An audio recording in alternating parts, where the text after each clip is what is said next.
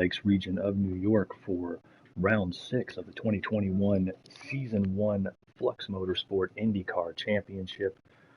I'm your host here tonight, Carlin Hicks, as another great weekend of racing at Flux Motorsport continues. The American Tour here running at Watkins, Glen all weekend. We had a fantastic American GTE Championship race last night, and we expect nothing less from these 15. We got 13 at the moment, expecting 2 more late entries here in the field among these IndyCar drivers. Get on our monitor here.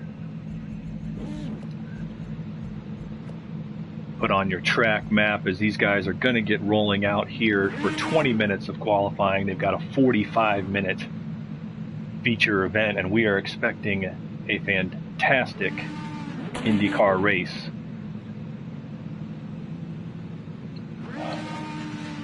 Looking to put some great times down. Watkins Glen running the short course. 2.52 miles is the distance here of the Watkins Glen short course. It runs without the boot, including that bus stop. We're looking at a 2.52 mile course that's very fast but very tight. There's Armco around most of it.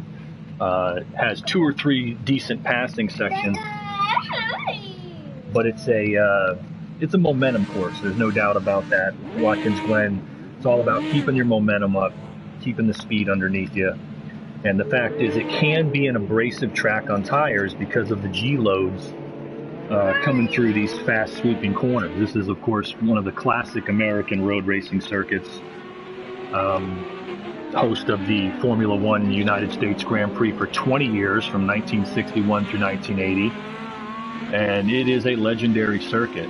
It's changed a little bit over those years. They began racing here in Watkins Glen on the streets back just after the Second World War, and for safety purposes eventually moved to the permanent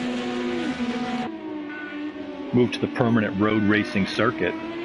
But this is, as you can see on your map up there in the corner, as I'm solo in the booth, they come through the carousel there. We'll talk a little about the carousel and the bus stop, what's called the outer loop,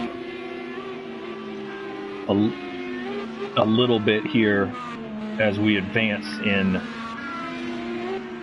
the race. Got to save some of my anecdotes. We often call it the carousel. I believe I'm going to pull up the track map. The official designations of it is the inner loop and the outer loop.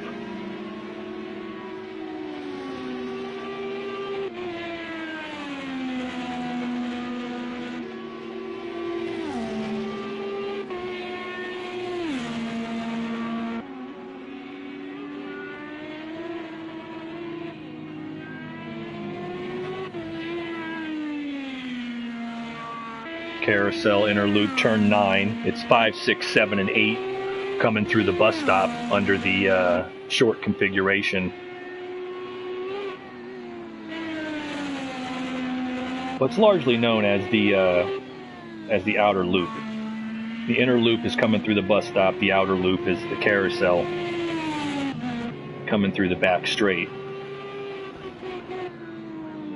Got my young son working the broadcast with me. He loves the racing as much as anyone. We're looking on board here with OGR Cat Guy. He's in the PureTech number 61 Dallara Chevy. He is your points leader. 3 wins on the season so far at Long Beach, Texas, and then last week at Road America with just a fantastic drive. He had a fabulous duel with Lecky, whom we're hoping to see in the race here, as he is your point leader, looking to put up his first hot lap. He comes down out of the loop through turn 10, now through turn 11 here on the short circuit, and we'll see what kind of immediate. You can see the times that these Indy cars pull on this short circuit: 54, 55 second laps, well within 1 minute as Cat Guy here goes hot. We will get back to that here shortly. Second in the points, they were talking about a little in the pre-race, still sitting in the pits, but just rolling out in the number 5 Lucas Oil Dallara Honda. We'll talk about the cars later. as well is Green Gaiman. Green Gaiman second in points. Now he is a distant 50 points back. Cat Guy is well in control of this championship, though unlikely he will actually clinch today. But Green Gaiman has, throughout the races this season, been finishing. He was on the podium at Long Beach in what was a grueling race with a lot of attrition, but he has been consistently getting that car fixed when he's had problems getting back out, and finds himself second in points and in contention for the season podium. Third in the points at this point in the season was your dominating victor at Willow Springs, Dale the Whale, in the number 83 Chevy, running in the Novo Nordisk car, Tresiba car, out of the Ganassi Racing stable. Dale had a dominant one-lap victory at Willow Springs, but he's had his share of bad luck. He's been on the pole in the front row much of the time. He got the car banged up at Long Beach and didn't finish well. He had some bad luck last week at Road America as well, but still well within contention for a season podium and just outside. No NZ Jack, who fourth in points, has had a couple of good drives this season, but has been unable to run full time. Nonetheless, he finds himself fourth in the points, and that brings us back to One Shoe.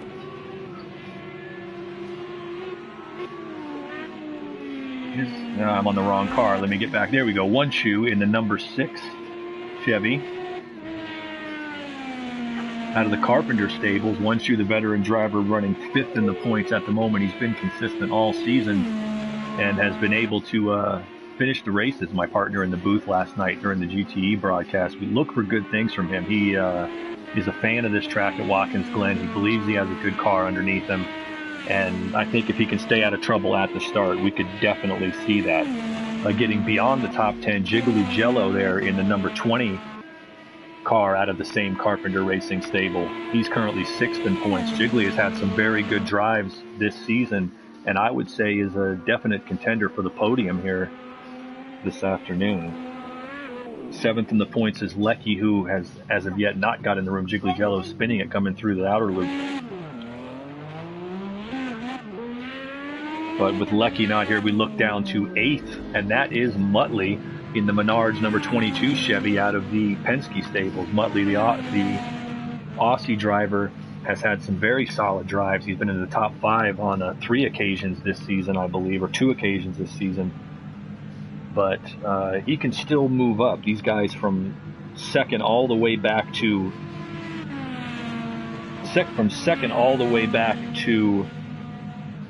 7th is separated by just 31 points. Back to 10th by just 50 points. So there's still a lot of swing that can go on there. Ed Yeager in 9th is not here. Survivor 10th in the points. He's out there on the track in the DHL Honda number 28.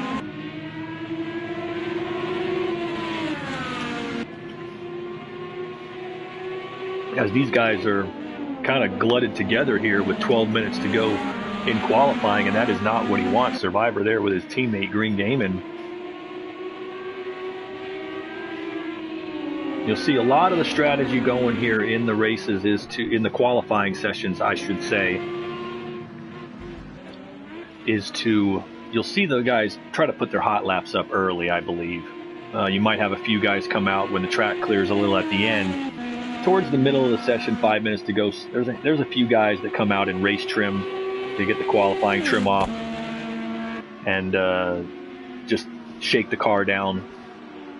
I think it's safe to remind the guys and anybody in the race listening to the broadcast right now, go ahead and remind the drivers, always reload your race setup when we get into the holding room before the race session, just to make sure. There's been known to be glitches where it does not load your setup over from qualifying or the race setup you planned on, so always double check that. But some guys will come out and shake that down, obviously, take a shot at just seeing what the car has. They're getting the feel for the track, but they are trying to put up hot laps, trying to get as far up the grid as they can on this fast and tight Watkins Glen circuit. The season continues in the IndyCar Championship next Saturday at Laguna Seca, and then finishes up on the oval at Texas Motor Speedway. So we are looking forward to what's really going to be a fantastic finish to the season, with or without Cat clinching it away. As right now, Cat Guy in that 61 PureTech, he's pulling off the track, but he's put up a 53.941. That puts him in control at the pole right now, coming in to make some adjustments about halfway through qualifying. O'Brien, who's currently sitting second, the veteran American driver, he is back there running. He is coming out for hot laps again. The number 21 preferred car out of the Carpenter stable, same stable that One Shoe's racing out of. He's currently sitting third on the time chart with a 54.258, and McToasty's a guy I expect to do well. Just last night he was in the American GTE Championship race and ran fourth place in that race. He came out the better of what was about a 5 or 6 car glut throughout much of the race that was fighting for fourth back on through about 8th place, and he was the guy who came out on that. So I really expect him, if he can get a good starting spot, to absolutely be in control here, or absolutely be in contention here, I should say.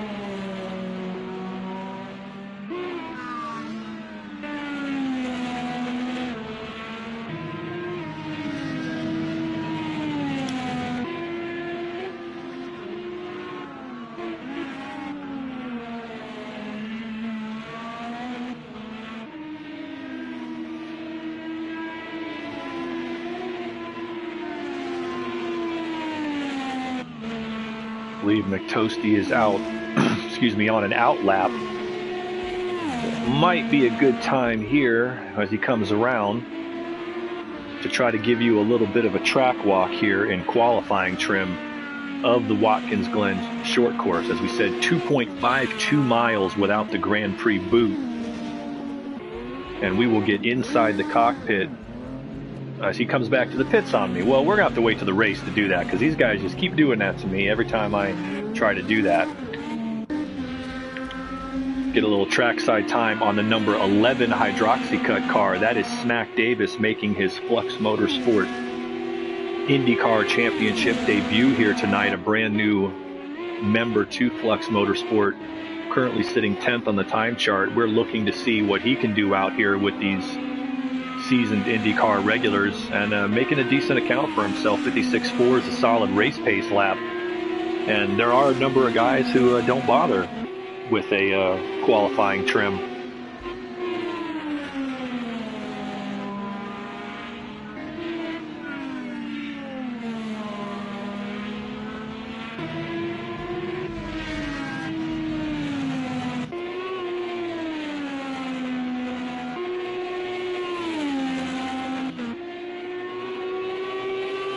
All right, let's get inside. We'll talk a little bit about the cars as we get inside Dale the Whale's cockpit. The Indy cars run a common chassis. It is a Dallara chassis from the Italian manufacturer. And they then have their choice of engine package, Chevy or Honda, so you see the different combinations. The cars run about, I believe it's 75 horsepower. It could be 50, I may be misspeaking, maybe someone will correct me in the chat, but I believe it's 75 horsepower more turbo boost in qualifying trim. So they will have a little bit less power underneath racing trim. The key factor to remember in the race is these cars have 10 push to pass. That is distinct from but similar to the KERS system. It is a 50 boost of horsepower for, I believe, 10 seconds. And they have 10 of those in the bank to use whenever they want. They do not restore the, once you're depleted, you're depleted. We will, towards the end of the race, I had a little debate as to whether to look and see how many push-to-passes a guy has in the broadcast. But in real-life IndyCar, they do have that information. They show it on the broadcast. So we will follow that protocol for now. But the guys will have 10. You'll probably see them use it right off the start of the race quite a bit, just to try to get position. And then, you know, I usually use two, three, as many as 4 in the first opening laps. And then once I'm locked into my position, or where I'm comfortable running, I'd save, half of them for, an out lap maybe off the pits, later on in the race when you're racing somebody. Absolutely key to have them. So those are key things to remember. They are distinct from formula cars that Europeans are used to, in that they're about 50% heavier and feature different weight distribution, quite a bit of power, but they are in essence formula cars. They are built around the legendary Indianapolis 500 and the Indianapolis Motor Speedway. They come with separate aero kits for the road course and oval configuration. And it's a very cost-effective way to race, and it is the oldest continuously run racing championship in the world. The very first American National Racing Championship, which was the predecessor to what would become IndyCars, was 1905, and it goes back 6 years even before the Indianapolis 500. And it's a very cost-effective package. My numbers are not accurate up to the moment, but when the package was introduced, I believe in these DW12s that were tested by Dan Weldon before his death, I believe you're looking at $375,000 for the chassis. You're looking at $75,000 each for the aero, or $50,000 each for the aero kits, $75,000 or so each, or for a lease on the engine motor. That might have been up to about $140,000, I think. But it was a very cost-effective way to race, and their cars are very equal. There's only a limited amount you can do with the gearboxes and the setups. So the cars are very, very close together. We've got a commenter here on our chat saying, get some to Smack D. Smack Davis, you got your fan club out there. We'll get a look here at Smack since he's got some viewers. We said he is in his debut here tonight. And right now, just put up another 56.2. So he's running a good race pace. Absolutely do not expect 53 and a whole lot of 54-second laps at the race pace or very long. These tires, although we do use a less tire wear, harder compound, if you will, in the IndyCar series and in the rest of the Flux Motorsports championships, you are going to see these guys have to pit. They will take on 4 Firestones. The question is the tires. The graphics will likely show us the red sidewalls no matter what we're looking at, but the reality is these cars have 2 tire packages. The red sidewall Firestones are the alternates, or the softer ones, and the blacks are the primaries, designed to last longer. And depending on the course, depending on the track conditions, may in fact be faster than the softs. It's very tough to say what will be the right choice. I know that I was a fan of using staggered. Putting different tire compounds on board. I know that there was some complaint from drivers in our chats talking about Racing Series not doing that. I hate to be the correction there, but there are quite a number of Racing Series throughout history that have allowed that. Here in the States alone, it was a common practice in all 3 major motorsports that the Flux American Tour represents, stock cars in NASCAR, Indy cars, and in IMSA sports cars.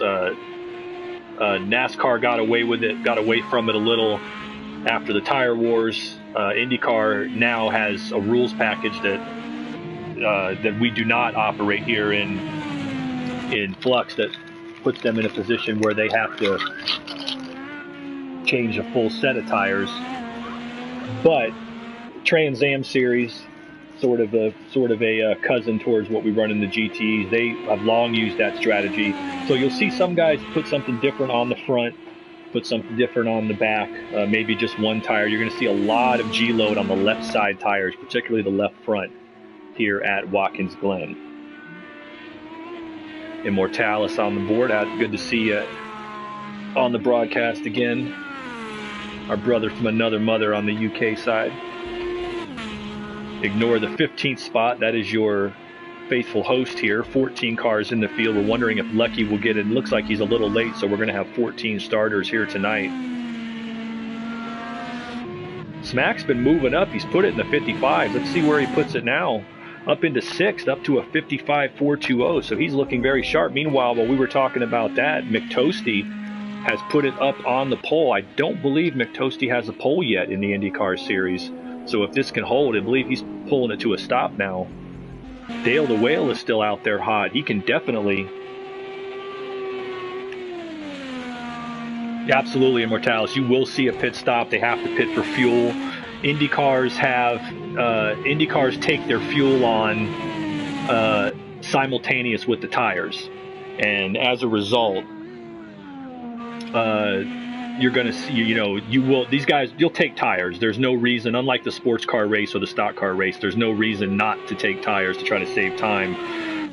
The amount of fuel you'll put in will make it to where you might as well put the tires on. So these guys will stop for 4 Firestone Firehawk tires and some full tank of E85 ethanol at some point in the race. The question is when. Do you want to go with a fuller, fill the tank up more, have a quicker pit stop? Do you want to go with a lighter one? If you go with a lighter fuel tank, it locks you into when you pit. You may or may not want, as Dale is skating that thing through turn 10 and turn 11, one of the last guys who has a shot at hitting the pole, and I don't think he's going to do it. No, he does not. He's going to have to settle on that 4th place. Let's see who else is out there. We've got Smack and My Name is Jeff still out on the track, but that's going to do it. These guys are done. The clock is up.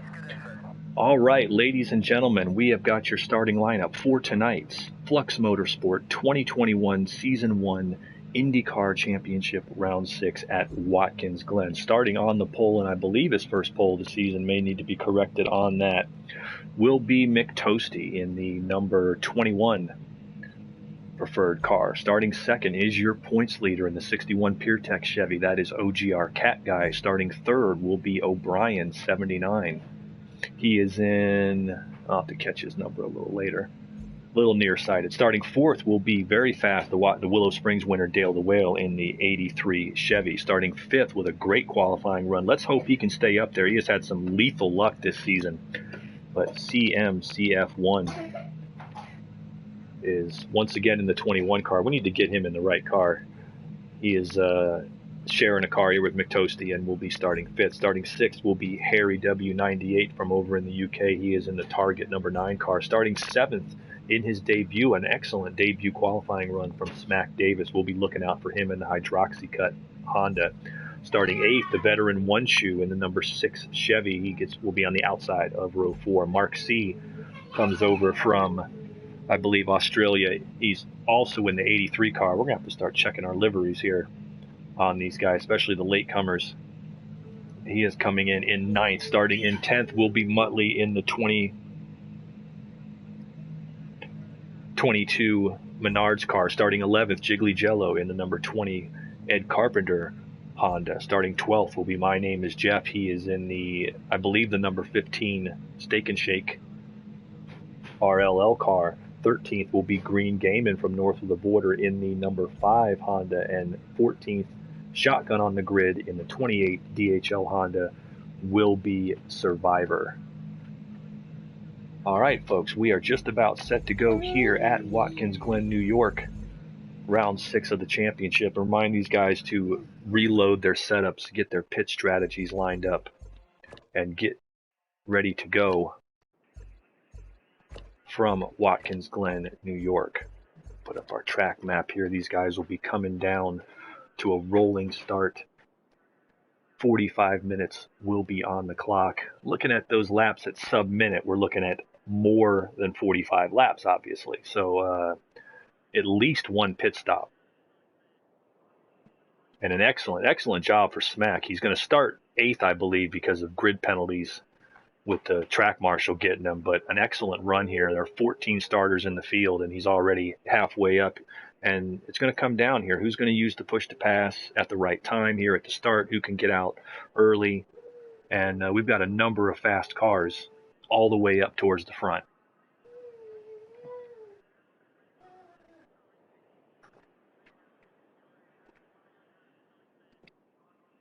Yeah, Mortalis pointing out that McToasty just ran at Coda in the LMP2s, hopped on the corporate jet, and made his way north to Watkins Glen to make the IndyCar race. So he's running his second Flux Motorsport feature of the night. Lucky for him and his pilot that the European Tour was over here at Circuit of the Americas today. All right. 14 cars are on the field.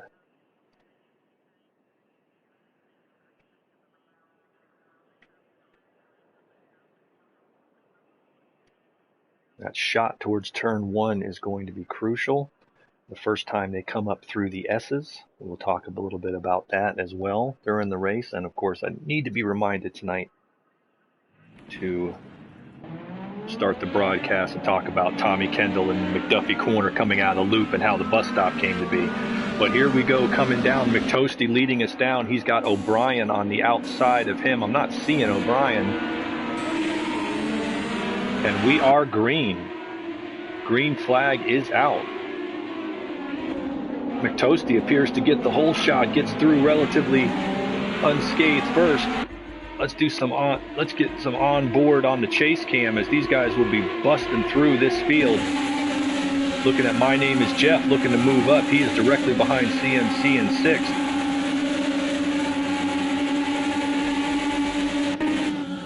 There's O'Brien.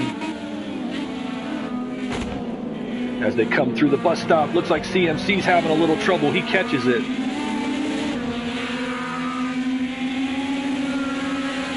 We got a number of cars that have already had trouble in turn 1. Green Gaming, Survivor, Jiggly Jello, Mark, and it looks like One Shoe has already banged that car up.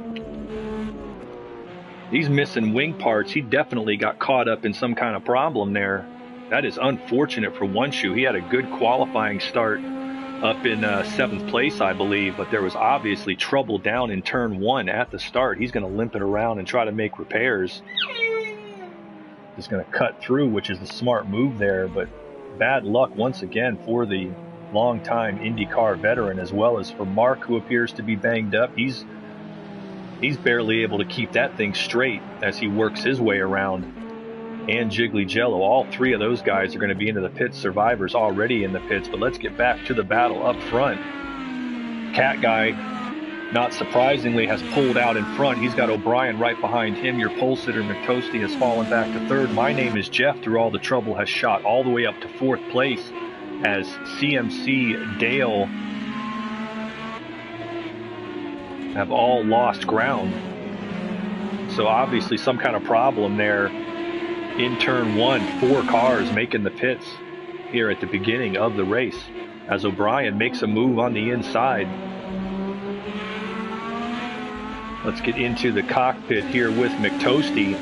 Our pole sitter falls back to 3rd. He's coming up on O'Brien and Cat Guy. And I want to point something out for those of you who watched the GTE championship race here last night. We made a call before the race that there's going to be a few guys up front that are fast and a few guys in the mid-pack who have a better long setup who are going to slowly catch up. And right there, I believe we've just seen Cat Guy lose it. Cat Guy has lost it. He has taken damage. Did McToasty get through it okay? And that is the first wheel put wrong this season, really, for Cat Guy. He has 3 wins so far this season and a sizable lead in the points, but this could blow things right back. He lost it coming through the loop. And that is going to be a certain stop for repairs for our points leader. Unfortunately, just working lap 4 here in the early going, Cat Guy is going to have to head into the pits and get a whole new front and rear wing put on that car. And coming in behind him appears to be Harry as well. So we have a number of cars that are taking their lumps. And that has allowed O'Brien to shoot out up front into a 2.5-second lead on McToasty, who as of now does not appear to have any damage on his Chevrolet Dallara.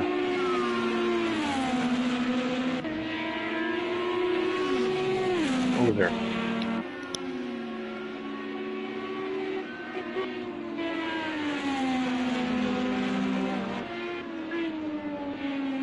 Number of cars there getting damage repairs.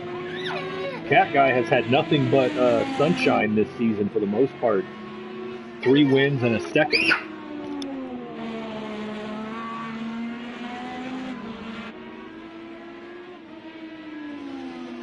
Three wins and a second this season for Cat Guy. That is the first time we've seen him have any bad luck at all, and that is going to be a lengthy repair.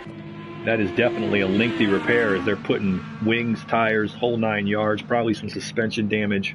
He is going to be several laps down by the time he gets going.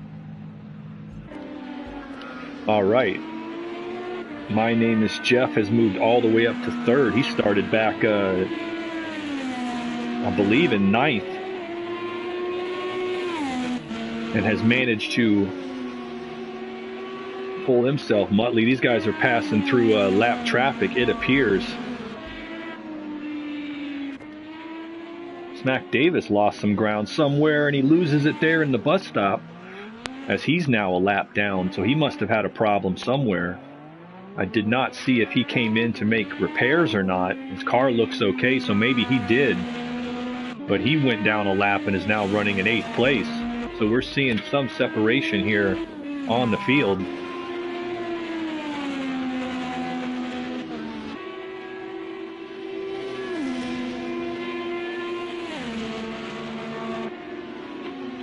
Motley running in 4th. He's running at a pace, keeping My Name is Jeff in his sights at the moment. Yeah, the bus stop is lethal. We'll talk about that a little more when we open it up. As a matter of fact, let me take a look at it, talk a little bit about it. Those of you looking at the track map up in the right-hand side of your screen as they come down towards the bus stop. Let's get a car that is in there right now. There's Smack Davis going through the bus stop. If you take that bus stop out and look at the long way, out there in the carousel wasn't always paved. It used to just be grass. And it was a long back straightaway coming up through the S's. And in 1991, during the Winston Cup stock car race here, veteran driver J.D. McDuffie made contact with a car coming down that back straight. Took the wheel off the right side, took the whole brake assembly with it, so he was doing about 180 miles an hour straight down into the carousel, into the loop. He hit the wall broadside so hard that it popped the car up in the air about 10 feet. The car that wrecked with him hit the wall underneath him while he was in the air and then bounced off the wall, and JD landed on his roof without ever making contact with him. He was pretty much killed instantly. And that was one lesson. I believe if it was not in the same year in 91, it was the next year in 92 that one of the most promising American drivers of that generation, Tommy Kendall, fantastic sports car racer, 4-time Trans Am champion, 3-time IMSA champion, had his career. He definitely had Formula One potential, and he had his career a bit derailed by coming through that backstretch. I don't remember what the failure was, a suspension or a brake failure. In the same spot, he was in an IMSA GTP prototype, so he was probably pushing 200 miles an hour. It came down through that same section in the back, coming through the bus stop, and went nose first into the wall. And as he went nose first into the wall, he broke both his legs, and it took him several years to really get back to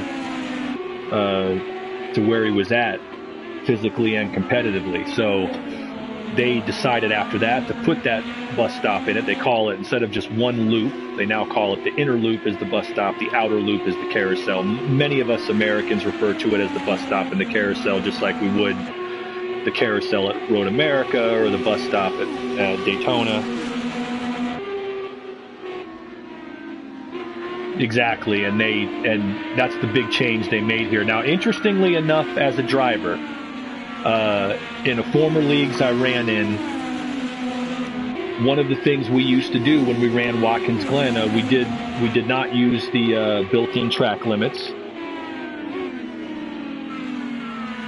Yeah, we did not run the built-in track limits. So at tracks like Daytona and Watkins Glen, we used to run the old layout, which meant that we did not run the bus stop, either on the Grand Prix configuration or on the short course. We would come through that section and just plow straight through, and it makes the carousel very interesting. It's better racing, to be honest with you, than having the bus stop. The bus stop is simply a safety feature. The carousel becomes a 180 mile per hour dive when you don't have the bus stop, and somebody's losing a wing there. And is that who I think it is. That is not Dale. Somebody lost a wing there. I want to try to find out who that was, as we've got these guys doubling up in the cars and confusing me, but that was Mark C, who's already running a couple of laps down. He loses his back wing, his front wing's down, and he is just having a rough go of it here in the first 10 minutes at Watkins Glen. And he's limping around again trying to fix the car. So another rough day continues for him. Meanwhile, my name is Jeff and my name is Jeff and Muttley in the closest battle on the track, battling for third place. I believe that is a lap down car that is behind them. That might be Dale the Whale. Yeah, that is Dale the Whale. So let's get on the chase cam here with Dale, as he's staying back, being smart here, running in 7th, a lap down. Still in the race, as you don't know what's going to happen up front. He could definitely find a way to move up, as he is just off the lead lap by about 10-15 seconds.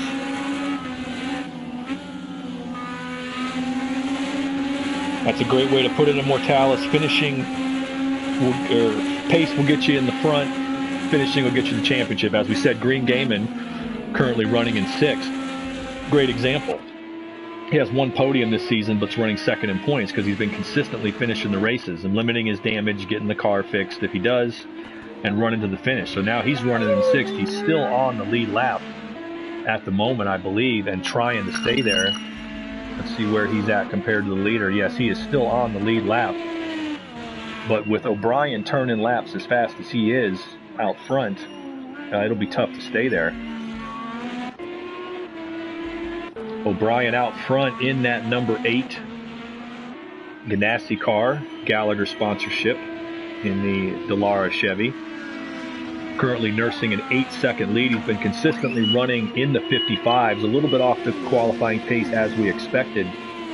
But O'Brien, a veteran driver in these cars, although just getting a full-time ride in the series this season, as we got another accident. O'Brien cuts into somebody. It looks like that was Green Gaming.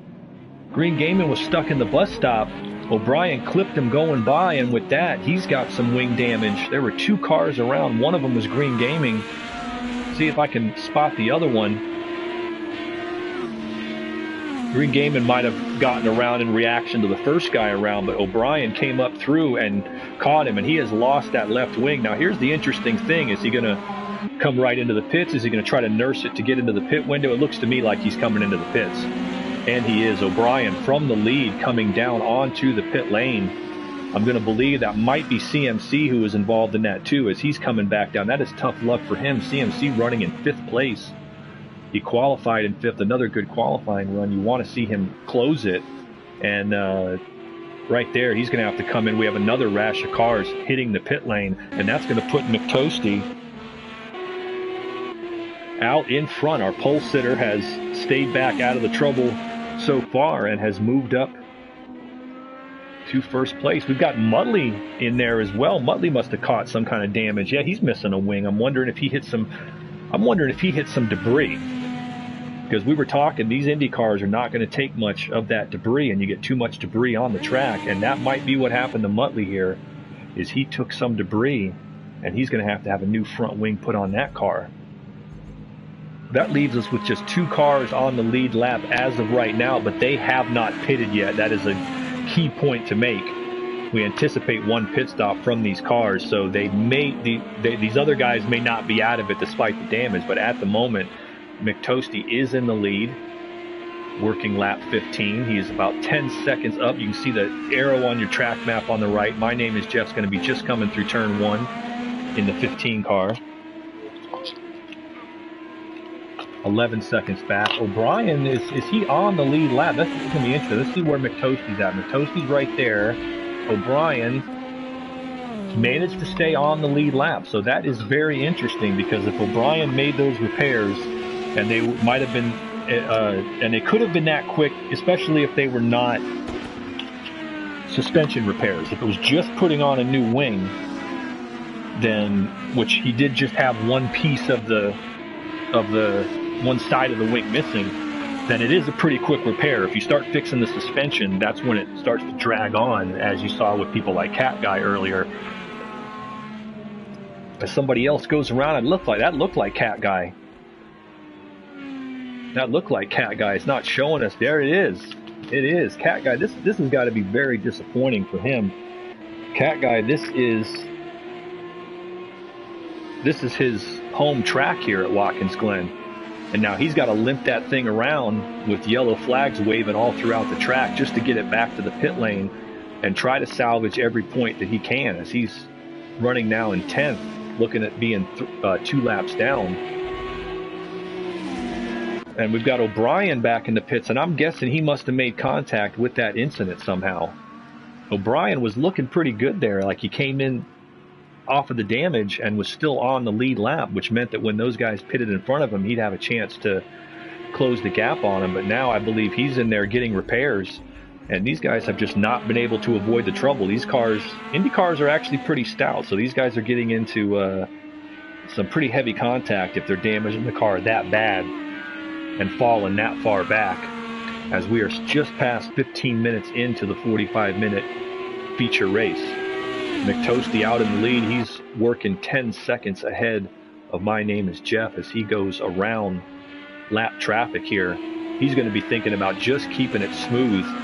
At the moment, he and Jeff, the only 2 cars on the lead lap. But as we said, they haven't had any damage yet, and they could, and they also haven't pitted. So we're definitely going to see those guys into the pit lane. Running back through the field, there's My Name is Jeff and the number 15 Dallara Honda out of the Ray Hall Letterman Lanigan stable.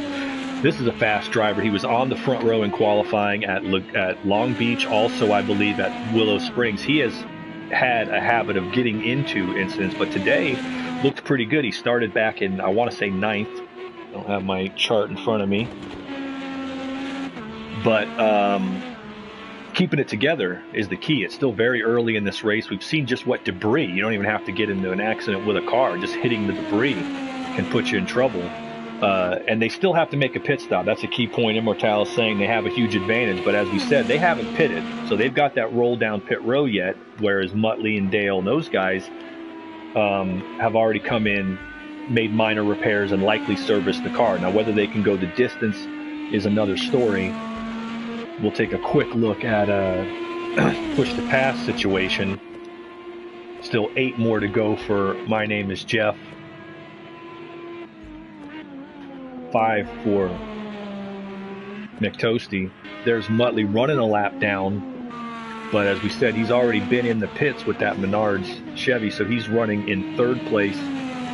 Looks like Dale had a little bit of trouble. He was right on top of him. In fact, he did. Coming through turn 10, Dale the Whale getting all the way out into the sand. He's going to rejoin and maintain 4th place, but is going to lose a lot of ground as he loses it there in turn 11 as well and gets contact with the other Ganassi car. That was Mark, I believe, who has been completely unable to avoid any type of trouble. These guys obviously not getting the yellow flags with the communication here, and that is going to hurt Dale the Whale as he's going to have to roll into the pits now and make further repairs. These cars moving so fast, but the guys not reacting in time and not perhaps calling out where they're at on the track. But Mark had nowhere to go. He comes around that corner and tries to get through, makes contact with Dale, who's now on the pits to make repairs again, and that really is going to take him out of the contention of where he wants to be, as we've got a number of cars on the pit lane again. Indy cars have proven to be a war of attrition so far this season, and I think some of it is the unfamiliarity with some of the cars is a big part of it. A lot of it has to do with experience in the cars, I believe. Not used to seeing that many big accidents in the IndyCar championships I've ran in and broadcasted in the past, but I believe you're going to see that improve over the course of the next few seasons as guys get more familiar with the cars, more familiar with the American tracks that we run on in the Flux American Tours IndyCar Championship. As Dale the Whale getting extensive repairs right there. But McToasty has continued to be out in front here. I think it'd be a good time, maybe next time by, to give you the total track walk, as he took the pole, fell back to about third, but he's really just been able to avoid most of the trouble. But not in the clear. We're not even halfway yet. We're coming up on halfway. Very easily could find himself in some type of trouble, so he's just going to want to build a gap that's going to, that if anything does happen, he might be able to get back out. All right, as he comes now down through turn 11, we'll take him towards the start-finish line. He's coming up on Survivor, who's running in 7th, about to go a 3rd lap down. Takes it easy, comes down towards turn 1. You want to get to the inside, but not all the way onto that curb. He's taking it very easy there as he was coming through traffic. And now it's up through the S's, especially as the tires where a car wants to push here, gets a little light right here. It wants to fling you to the wall. He's still got a very good handling car. Up through the gears. We'll be all the way up into 7th here momentarily. And now down to the bus stop. Hard on the brakes. You want to skate it a little, catch the curb just a little bit, and then back on the throttle right there. You're going to burp it a little coming through. Yeah, you're absolutely, Dad's talking about the push to pass. You got 10 shots. I believe it's about 50 horsepower. Talked about that a little in the qualifying as he comes through 10 and 11. Back comes McToasty. And that completes the lap on the short course in just 56.360 seconds. It is a lightning quick 2.5 miles. Lightning quick 2.5 miles. And that puts him out in front as of right now. He has got 18 seconds on Jeff, who maybe the car is not quite there for him. He might be nursing the tires as they near halfway, as his last lap was he's running in the 58, so he's losing ground to McToasty at this point, running about 19 seconds back, and probably itching for the chance to put on a fresh set of Firestones and get back out there.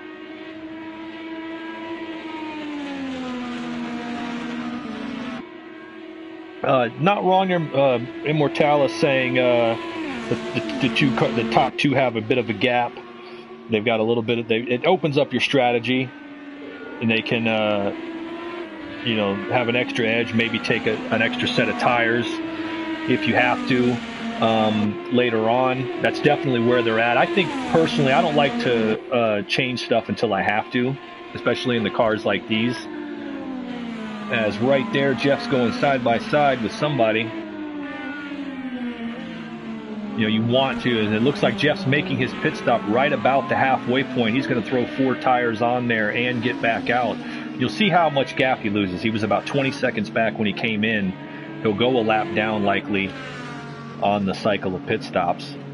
But really, you want to build that gap, but I'd cruise and save something. I used to keep a strategy quite a bit in endurance racing where, if you're running the same pace as someone, they're 5-6 seconds behind you, that's fine. They're going to have to push to get to you, and if they do get to you,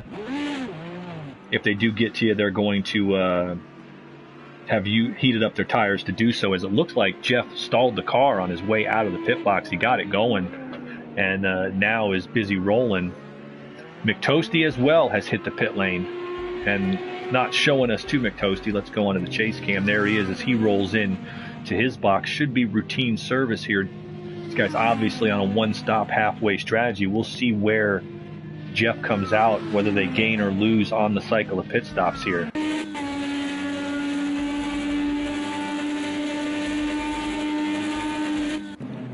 McToasty's rolling. Jeff is only coming through the bus stop now, so McToasty looks like he's going to easily maintain his lead.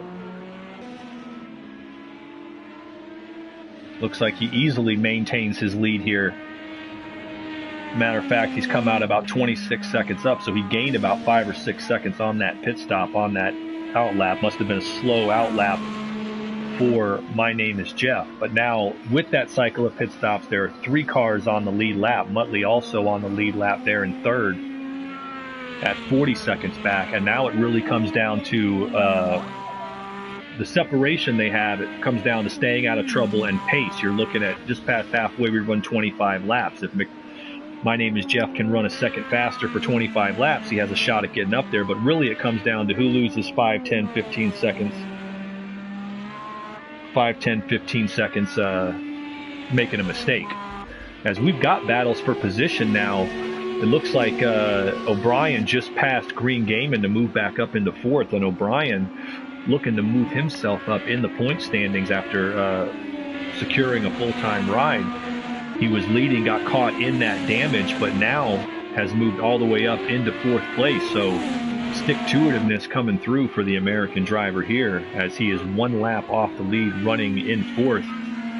Green Gaiman still in sight of him. We have our first retirement of the race. CMC, another hard luck run for him, as he had a good qualifying run in 5th, but is going to wind up retiring here at Watkins Glen, scoring no championship points. We've got Jiggly Jello and Survivor hitting the pit lane. These look like scheduled pit stops, as Survivor pulls into his box from 7th place. He's got a bit of a cushion there on one shoe. We'll see if he gets past as he comes by. 13 cars remaining on the track. And now we'll see if we're going to get some battles as we cycle through everybody having been in. But I think the fans of the IndyCar series this season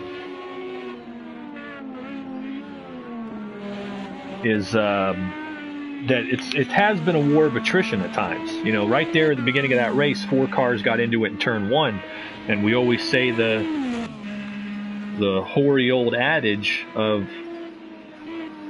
you know, you can't win it on the first lap, but you can lose it, and that's exactly what happened. It was likely these are excellent drivers, so it was likely just a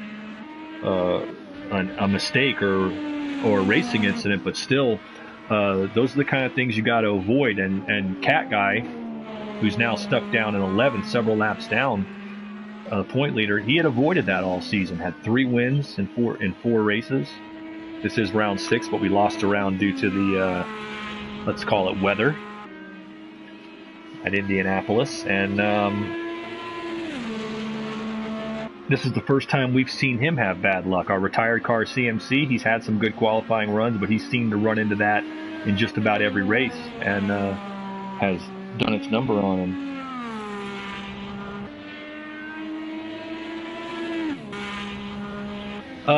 Immortalis has a good question. Could McToasty have gained time by putting in less fuel or potentially saving a little bit? That is distinctly possible.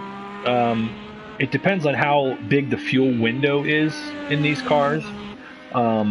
If you filled just enough to get to halfway, it's possible. But the thing is, with the Indy cars, when you come to a stop, I believe it's going to take 6 seconds to put on, or 9 seconds to put on the tires anyway. Or 6 seconds to put the tires on, 9 seconds to fill the tank. So it's potential that you could gain 2 or 3 seconds that way. It's not usually very much because of the way that the pit stop rules are in this series, but I would definitely say he probably gained 3 or 4 seconds just off of if he was running light and put in just the right amount of fuel. That being said, the Indy cars can be a little finicky like that, because sometimes the cars work better when you have the fuel load in the rear, handles better. Some guys will fill the tank at the start, and then, you know, if they had a full tank at the start, which might be what he did, then they'll have less fuel to put in when they get to halfway. The way McToasty drove the beginning of that race, and I'm just taking a guess here, but I'm going to guess he was full at the start. These guys probably have to come pretty close to filling it to get through a run here. There's a relatively narrow pit window, so I'm going to guess that he gained it on the in lap, the out lap, and perhaps a couple of seconds on the fuel. As he comes through there past the Gallagher car of One Shoe running in, no, that wasn't One Shoe. Gallagher car is O'Brien, who is once again missing wing parts. So O'Brien running in 5th place, he's going to have to limp it around and get more repairs. So these guys have had a tough time keeping the wheels on it. I would say when you've got perfect track conditions, 59 degree ambient temperature, 91 degree track, crystal clear skies, a lot of these have been guys losing it. I'd say that they're aggressive in the setups, and we've probably seen a little bit of overdriving of the car, which has been causing some of this stuff, but he's going to crab it around to get to the pit stop here. As in the meanwhile, My Name is Jeff has moved up a little bit. He's cut that gap down to 21 seconds as we've got just over 15 minutes to go, which puts us in a position to see what, 17, 18 laps maybe a little more than that. But he is slowly knocking him back. We'll see what McToastie's lap time is here coming by this time. That's an excellent strategy in GT1s, Immortalis. You're doing that stuff with the fuel. IndyCars is a little less of it. I used to have a chart that tells you, but it's something like that. It takes 9 seconds to fill the tank, or 9 seconds to change the tires, 6 seconds to fill the tank. So you always change the tires in these cars. And given the amount of time you have on them, the size of the pit window, you're usually just taking 4 and filling the tank. But just being precise on the in and the out laps.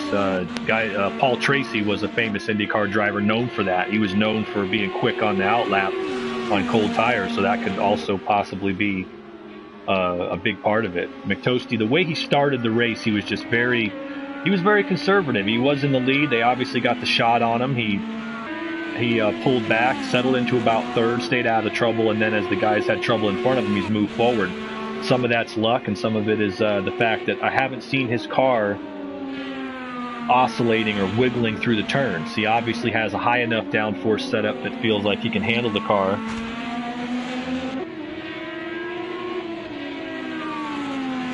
And has looked pretty good. As for a status update on Smack, I believe he is back here running in 7th place.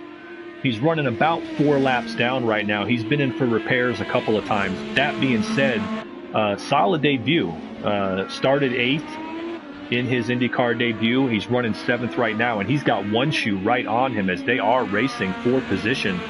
And that is our closest battle right now, so let's stick with that.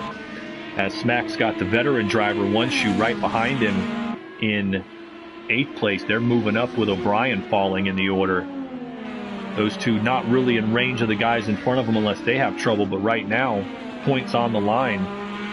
As Smack qualified 7th, he started in 8th with the grid penalty, was running right about there for a while. He had to make a repair for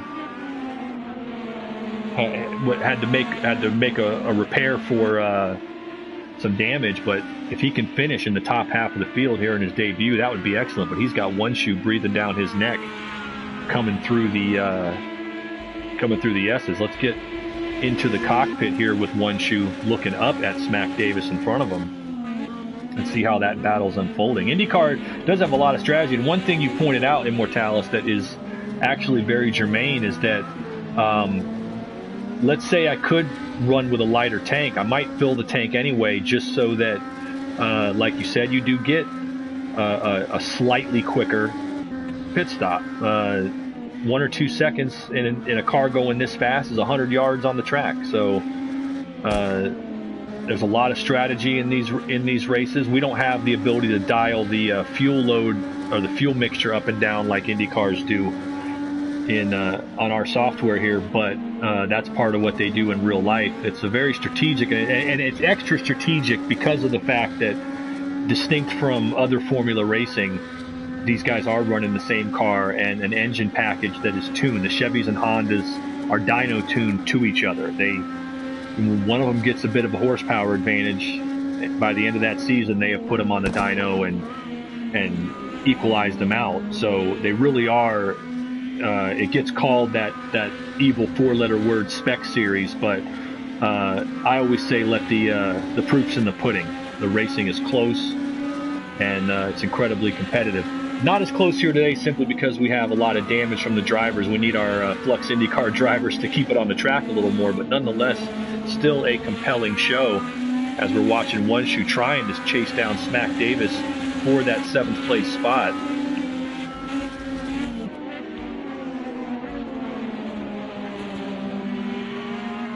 down through turn 1. They've got, it appears My Name is Jeff putting a lap on them again.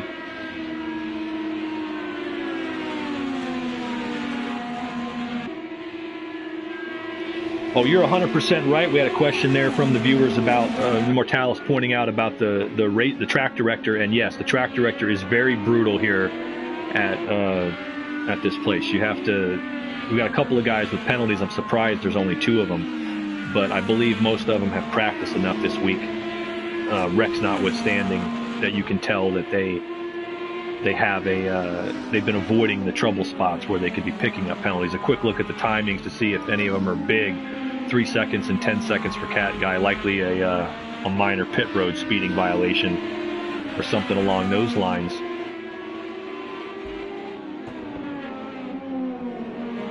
But these guys are giving us a compelling show. Smack in the number 11, One Shoe in the number 6 behind him, racing for 7th, and they are running practically identical lap times.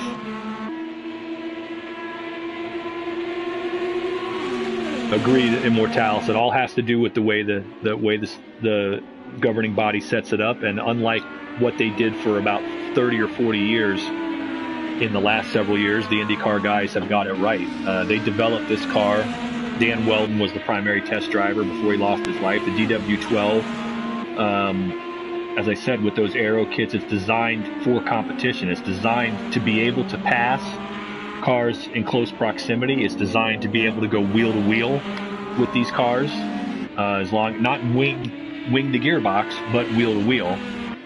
As Green Gaiman had moved all the way up to 4th, and he's back in the pits. I'm wondering if it's just for fuel. Some of these guys that pitted early to fix minor damage probably have to put some more fuel in, so it might just be a fuel stop. But Green Gaiman, once again, doing exactly what we talked about he's been doing all season. He's second in points, and look at it, he's 3 laps down, but with all the damage and all the cars having trouble, he's slowly moved up into 4th place. And this is really old school racing. Any racing before the television era, this is what it looked like. You know, keep the car together and stay on the track, and that's what these guys are having to do. You want pace, but while keeping the car with you. Looks like One Shoe lost some ground there. He lost about 6 seconds to Smack Davis, gave him some breathing room, as One Shoe seemed to have trouble likely through the bus stop. That's going to separate that up a little bit. As with 8 minutes to go, we'll go back, run through. Smack Davis hitting the pits. Smack is on the pit lane, so that's going to give up 7th place to One Shoe and likely 8th place to Survivor as well. One Shoe, however, hitting the pit lane as well. I'm wondering if these are the 2 guys that got into each other. Maybe it was on the move.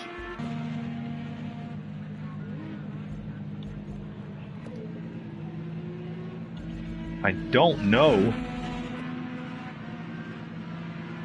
They're fixing the car as soon as they get in, but we'll see how that plays out. My Name is Jeff is working lap traffic. Meanwhile, in second, we'll see where our Smack and One Shoe come out. Smack should come out ahead of him, and he is in fact rolling, so I believe One Shoe's making a repair. Muttley hitting the pit lane from 3rd place in the 22 Menards car. I would say that might be for fuel, considering how early he pitted, but he's missing a rear wing.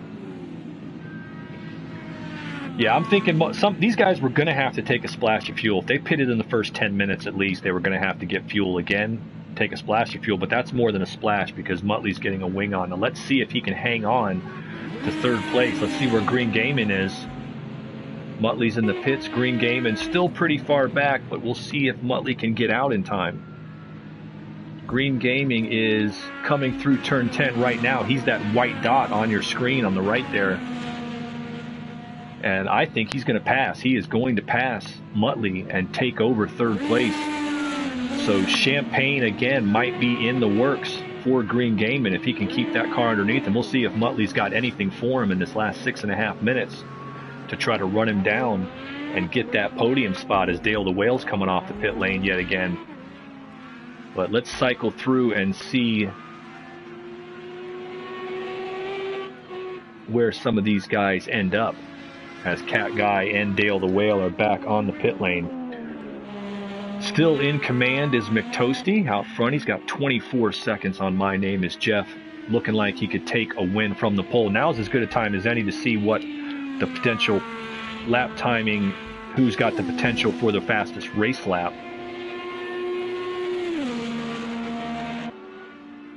Dale the Whale with a 55.2 appears to currently have the fastest race lap. 24 seconds back from our leader. There's My Name is Jeff, who's had just a yeoman's drive. He's had to work his way through some trouble, but he's running on the lead lap with McToasty with 5.5 minutes to go. Not really within striking distance unless McToasty has problems, but he is running in second place and looking to get on the podium. Now back 2 laps, I believe, in the number 5 Honda is Green Gaming, who has come from the back of the grid. Green Gaming started 13th of the 14 cars. He was on the back row, and he may end up getting our drive of the race. Despite some of the trouble he's been into, he was definitely involved when he spun it in the bus stop, and that's what caught O'Brien out. Green Gaming obviously didn't sustain a serious damage, came in, got it fixed, and got back out, but he is currently running in 3rd place. Got about 10 seconds on Muttley in the 22 Menards car behind him. Muttley running as hard as he can. We'll see what their relative lap times are as they come through and whether Muttley has a shot at getting on the podium.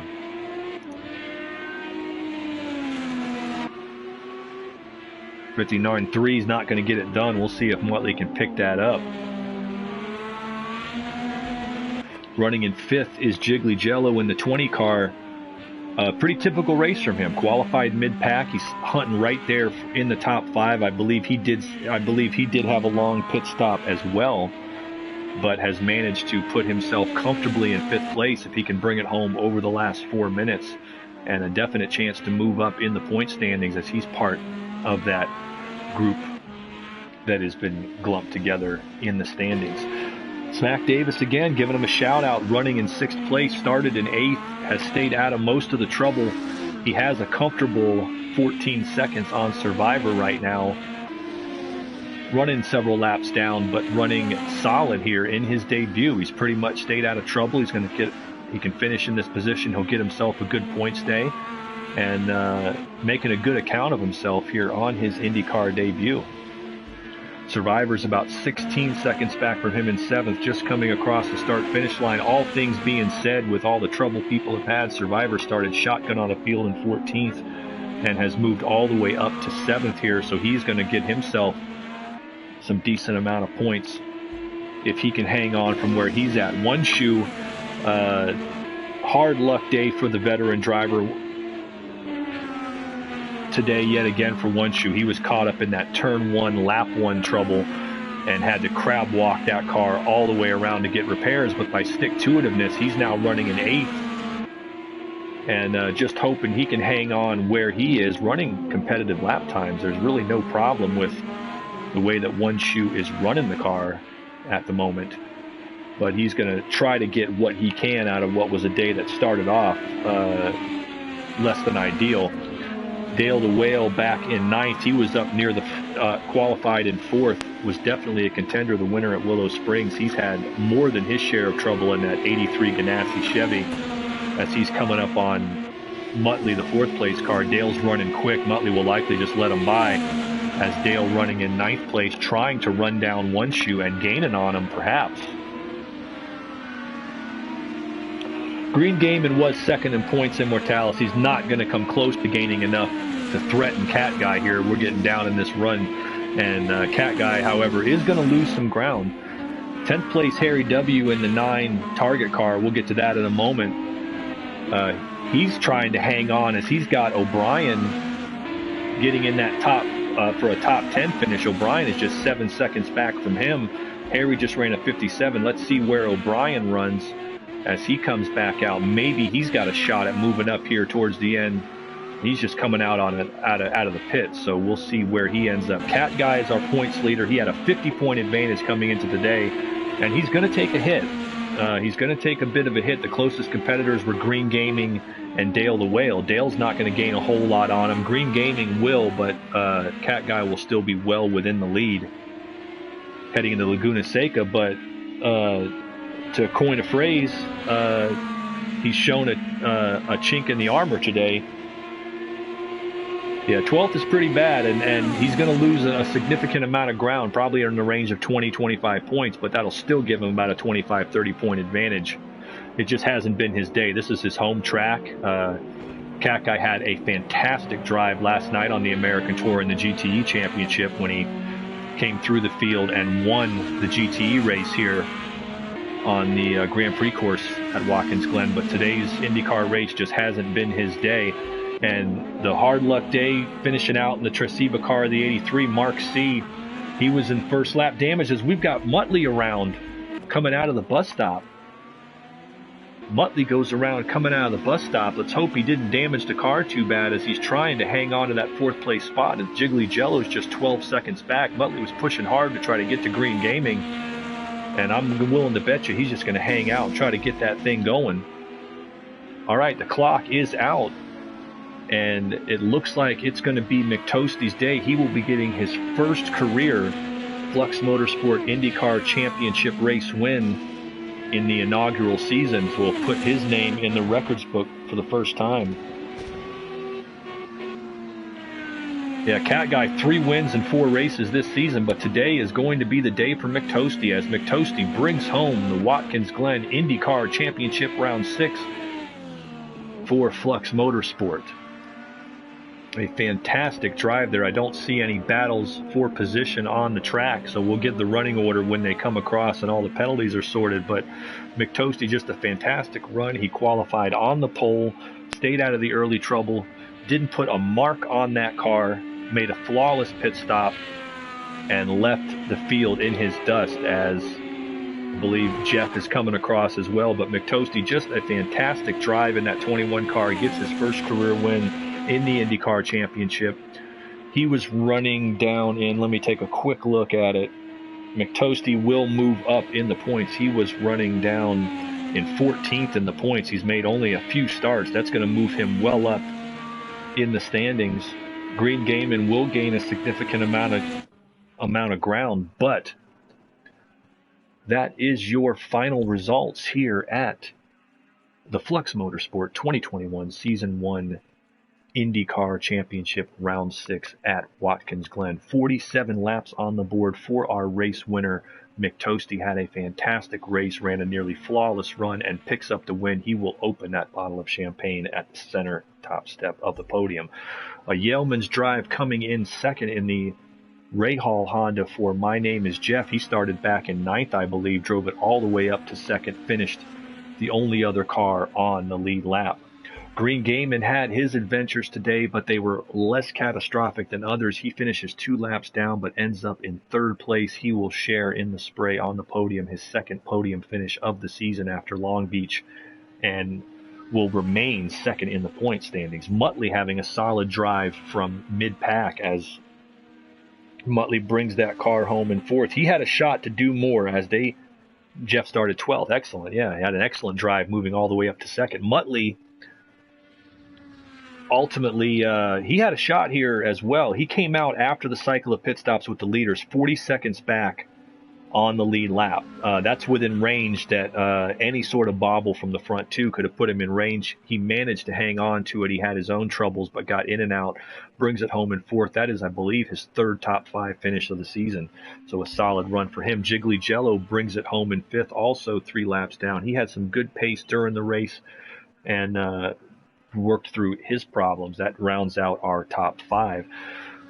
In his debut race, Smack Davis takes that Hydroxycut number 11 Honda to 6th place. He qualified 7th, started 8th with the grid penalty, brings it home in 6th. An excellent debut from Smack, and he will pick up some solid points and get his name on the board.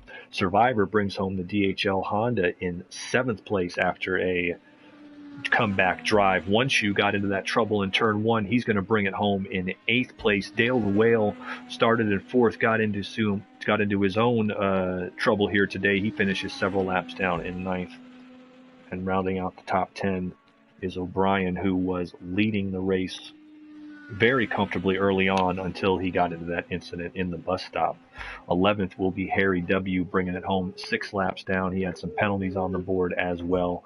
12th place is your points leader. Cat Guy, 3 wins on the season, but today was not his day. He banged that car up pretty good and had to limp it home in 12th place. He will lose a significant amount of ground in the championship, but maintains his point lead over Green Gaming.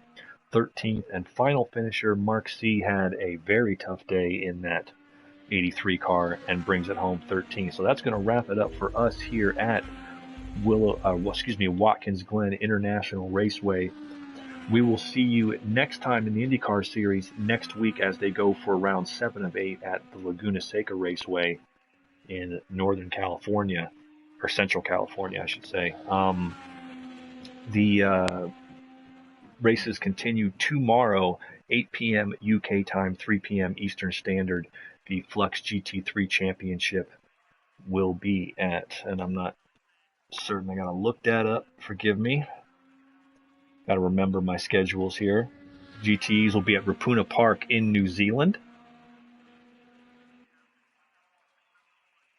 They will be at Rapuna Park in New Zealand, while tomorrow at 8 p.m. Eastern Time, 1 a.m. on the UK side, we will have a stock car race right back here at Watkins Glen on the American Tour with the Stock Car Championship Round 6 here on the short course as well. So for Flux Motorsport TV, I want to remind you to go to FluxMotorsport.com. You can register for the community there, get on the Discord, get your evaluation drive done, and join in the action. You can also find all your Flux merchandise in the Flux.com store, including discounts on industry standards like Fanatec and others. The round is done. We will be signing off here for Flux Motorsport TV. This is Carlin Hicks telling you good night from Watkins Glen.